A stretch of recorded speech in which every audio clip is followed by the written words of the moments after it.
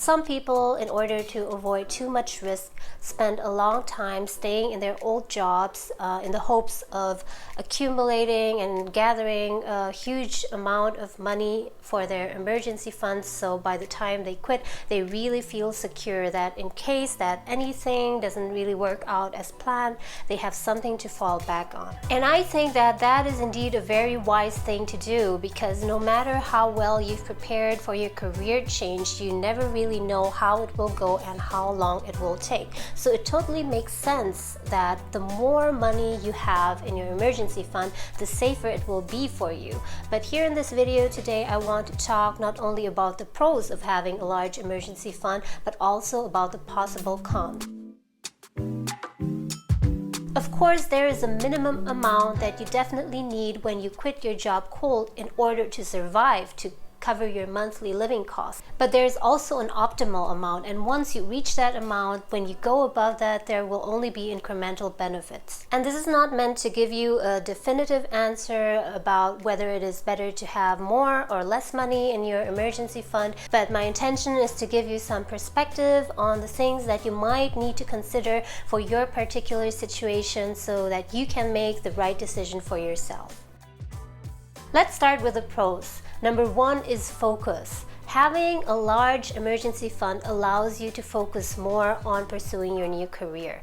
If you have an emergency fund or savings, let's say, large enough to cover your monthly expenses for, let's say, 12 months, then you will not get into a situation where you need to take up a part-time job just to make ends meet. If that part-time job happens to be in the field where you want to build your new career in, then it might be very beneficial. But if that is not the case and you are just taking any random part-time job just to make ends meet, then actually it's a waste of time. Instead of doing that, you'd rather fully focus on pursuing your new career. Number two is time. More money in your savings, your emergency fund, will buy you more time. Let's say that initially you were planning that within 18 months your business that you set up will generate enough money to cover your monthly income. If that happens, then good for you. But what if that's not the case? If it doesn't work out as planned, then you might be forced to go back to a job in your old industry, or, like I said in number one, take up a part-time job. So let's say that instead of having savings enough to cover your living costs for 18 months, you had saved enough for 24 months. That would mean that if anything in your business doesn't go as planned and you didn't manage to get your business up and running as soon as you thought, then having those additional savings buys you extra time. You can spend another 6 months or 12 months until you can make everything work. Number three is having extra funds to invest into your new business or career. Having access to your own savings fund will save you a lot of time and energy, because in case that you need more funds for your business, you don't need to go out there again, go back to your investor and ask for more money, or even look for a new investor or lender. Likewise, if you're planning to change your career and want to work in a different industry and need to acquire new skills by getting a degree or completing a course, you might just find out midway that the cost of acquiring a specific certificate or completing a course or getting a degree is actually a bit more than you initially planned. So if you have enough savings, you can just easily cover that from your savings. But having a large emergency fund or savings can also have a downside and additional risks, and this has a lot to do with your personality and how you are able to manage your money. Number one is fast outflow of money. If you have a large amount of money, it seems like that money will be able to last forever. But the reality is that if you don't have another source of income, that savings will be spent in no time. And one of the reasons is because we often underestimate the actual amount we spend on a monthly basis. We might think, for example, that we spend $5,500 every month in total, including mortgages, etc. So that means that a fund of $132,000 would cover a period of 24 months. But are the monthly expenses actually $5,500? And does it actually include everything already? Have you really already counted all the additional expenses, including costs for your property, vacation, travel, entertainment, and other things? If this is not the case and you've actually left out a lot of these costs, then the possibility that you miscalculated your actual expenses is very high.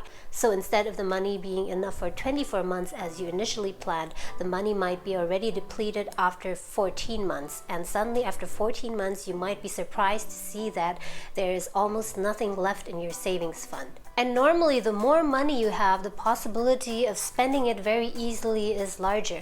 You might be used to your old way of spending money while you were still working, and it is very difficult to change because you have gotten into the habit of getting this amount of money every month and being able to afford yourself some additional luxuries.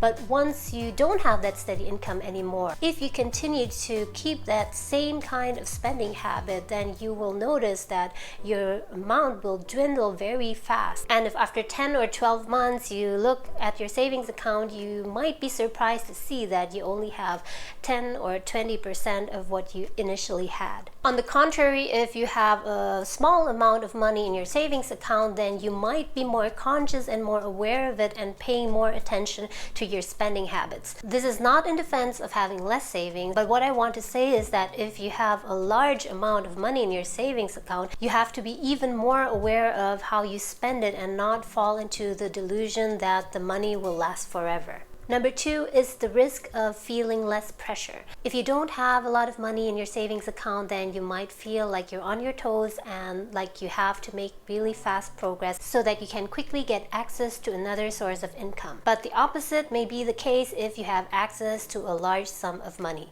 If, for example, hypothetically, you have $200,000 in your savings account just lying around there, then the pressure to really hurry up and find another source of income might be slightly smaller, depending on your personality, of course, again. If you have less money, then you might really need to kick yourself in the butt and really hurry up with it. But if at any time when anything doesn't go as planned, you can just easily go to the ATM and just withdraw some money or buy stuff to solve your problems, then you might feel a bit less pressure. So if you have huge savings backing you up, or maybe you have your family or someone else who pays your bills, then earning money from your new job cannot be a significant motivator. Then your motivation really needs to come from somewhere else. Number 3 is the risk of higher inefficiency. When people are tight on money, they do one of either two things. They either overspend on their credit card or get a loan, or they become extremely resourceful. On the other hand, if you have too many resources at hand,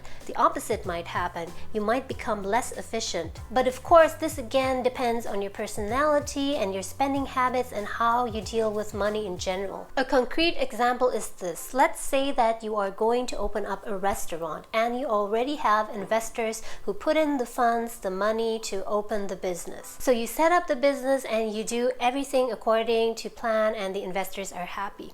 But since this is your business, this is your baby, you want everything to be perfect. So if you find that anything in the restaurant is not as ideal, as beautiful, as perfect as you want it to be, then you might be inclined to take some of your own money from your own savings to put into the business to make some upgrades and make some changes that are or maybe are not that necessary. So the investor might not want to give you additional money because from their perspective, they think that the business is already running optimally. But because you are the initiator, you are the one running the business, you want everything to be so perfect to the point that you are willing to spend your own money. So if you get into such a situation and you have, like, let's say $200,000 sitting in your bank account, what are the chances that you will easily withdraw, let's say $10,000 or $20,000 and stick it into your business to solve that perceived problem or need for upgrade of yours? So looking at the pros and cons and risks of having large savings when quitting your job,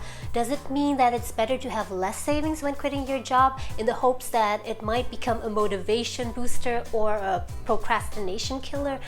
No, that doesn't mean that at all. The only thing that it means is that money is not a solution to all of the problems that you will encounter during your career change. Having an optimal savings or emergency fund is incredibly important when you quit your job cold. However, expecting that more money will significantly speed up the career change process will likely lead to disappointment. So I would say definitely spend time to accumulate that savings fund, that emergency fund, but also don't go overboard, because although there are a lot of advantages to having money saved up, there's also an opportunity cost, which is the time and energy you spend in your old job and career instead of working on your new one.